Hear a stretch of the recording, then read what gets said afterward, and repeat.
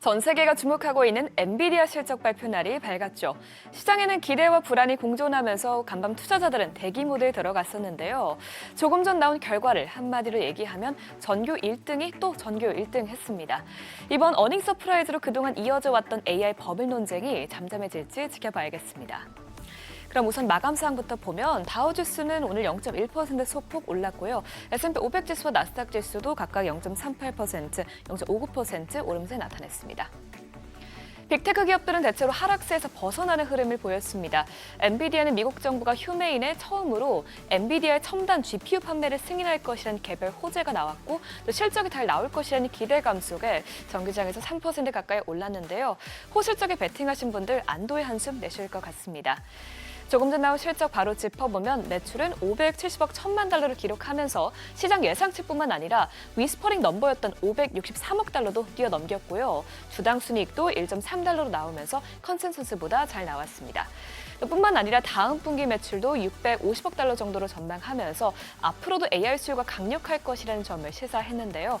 실제로 이번 실적 보고서에서 젠스왕 CEO는 블랙웰 칩 매출이 가속화되고 있고 또 클라우드 GPU가 매진되고 있다고 밝혔는데 이 컨퍼런스 콜에서도 비슷한 발언을 내놓으면서 내일장 흐름도 기대가 됩니다.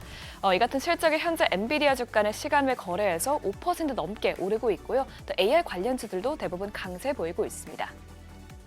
다시 시총 6위부터도 보면 엔비디아 실적에 대한 기대감으로 오늘 브로드컴이 4% 넘게 올랐고요. 테슬라는 애리조나주에서 로보택시 서비스를 운영할 수 있도록 허가를 받았다는 소식이 나오면서 주가가 0.68% 올랐습니다. 또 일라이릴리도 2% 가까이 상승하면서 이제 시총 1조 달러 목전에 두고 있습니다. 이런 가운데 엔비디아 실적뿐만 아니라 오늘 또 주목해봐야 했던 것은 FOMC 의사록이었는데요. 이번 의사록은 향후 금리 경로에 대한 불확실성을 더욱 키웠습니다. 회의록에서는 즉 많은 참석자들이 올해 남은 기간 동안 기준금리를 동결하는 것이 적절할 것이라고 제안했습니다. 물론 몇몇 의원들은 경제 상황이 예상대로 전개될 경우 추가로 금리를 내리는 것이 적절하다고 평가했지만 이렇게 사용된 문구를 봤을 때 금리 동결을 주장하는 비중이 더 컸던 것으로 보입니다.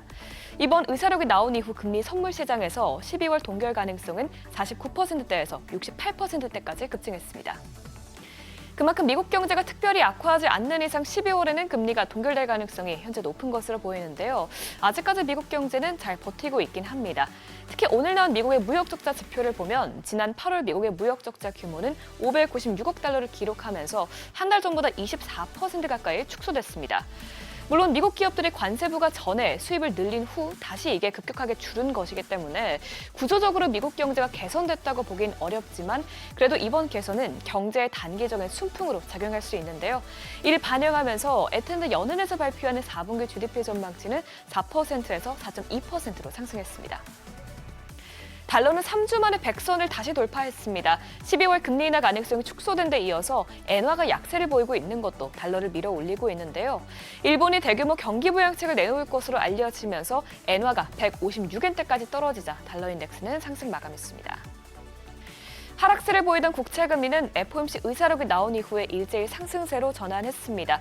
오늘 2년물 금리와 10년물 금리 모두 0.01%포인트 상승했습니다.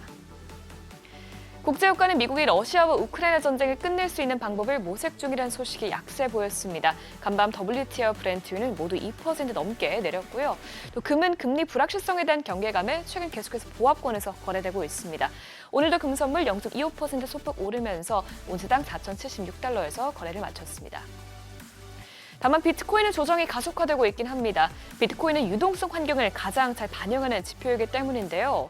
연준의 12월 금리 인하가 어려울 수 있을 것이라는 전망에 따른 유동성 부족 우려로 최근 계속해서 이렇게 약세를 이어가고 있습니다.